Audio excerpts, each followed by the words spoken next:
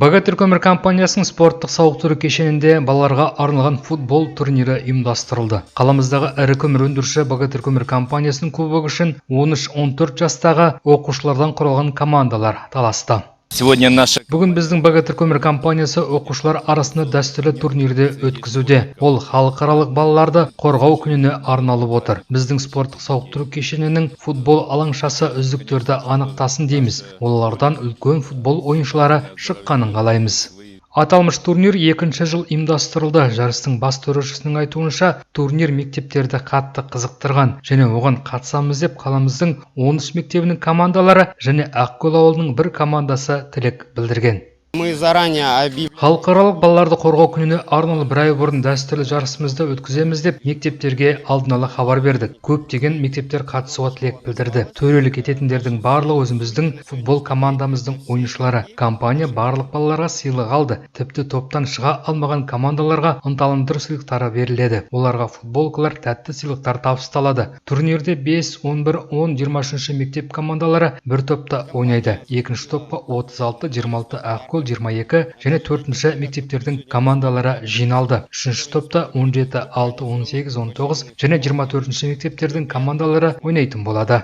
Турнир үшін спорттық сауықтыру кешенінің үлкен стадионы шағын бөліктерге бөлінген екен. Міне соларды 3 топқа бөлінген командалар өз ойындарын өткізді. Әрбір алаңшада 2 төрешіден жұмыс істеді. Компания командалардың ойыншыларына жайлы болу үшін су және жем-шидекте дайындап қойыпты. Турнирге қатысуға келгеннен кейін барлығы жеңістен үмітті екені белгілі.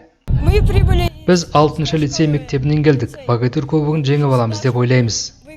Біздің бірінші ойын 17-ші мектеппен болды. Ойын өте қиын болды, бірақ біз 1-0 есебімен жеңдік. Ойындардың өзі кешке дейін жалғасты. Финалдық ойындар сағат 5-тер шамасында басталды. 3-ші орын үшін 17-ші орта мектеп пен 36-ші лицей мектебінің командалары таласты. Негізгі уақытта командалар 1-1 есебімен тең түсті. Сондықтан жеңімпазды анықтау үшін пенальти соғуға тура келді. Бұнда 36-ші лицей мектебінің футболшылары мергендіктерін байқатып, жеңіске қол жеткізді.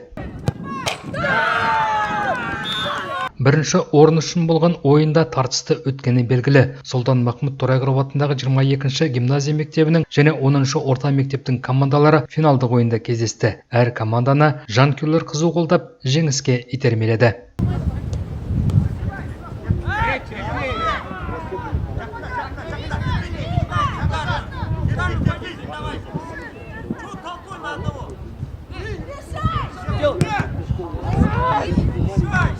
Футболдық алаңда қарсыластарын 2-0 есебімен ұтып жеңіске жеткен Сұлтан Махмұт Торайғыров атындағы 22-ші гимназия мектебінің командасы және олар Богатырь көмір компаниясының кубогын иеленді.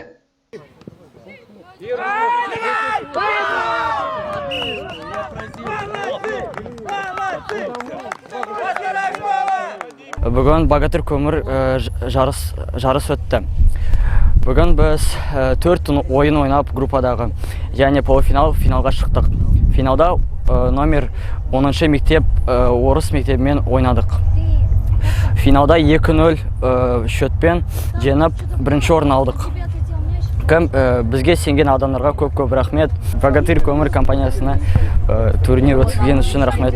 Марапаттау барысында ұйымдастырушылар үздік ойыншыларды да атап өтті. 36-ші лицей мектебі командасынан Тимур Максимов үздік қорғаушы, Сұлтан Махмұт Торайғыров атындағы нөмір 22-ші гимназия мектебі командасынан Ислам Жақсылықов үздік қақпашы, 17-ші орта мектеп командасынан Тамерлан Зинулла үздік ойыншы, 10-ші орта мектеп командасынан Тимур Титаренко үздік шабуылшы атанды. Компанияның бірыңғай кәсіподақ ұйымының төрағасы Марат Қадауов жүлделерді табыстады. Жеңімпаз бен жүлдегер командалардың ойыншылары медальдармен марапатталды. Турнир дәстүрлі және жалғаса бермек. Жалпы жарыстың міндеті балалар арасында салауатты өмір салтын, бұқара спортты кеңінен насихаттау.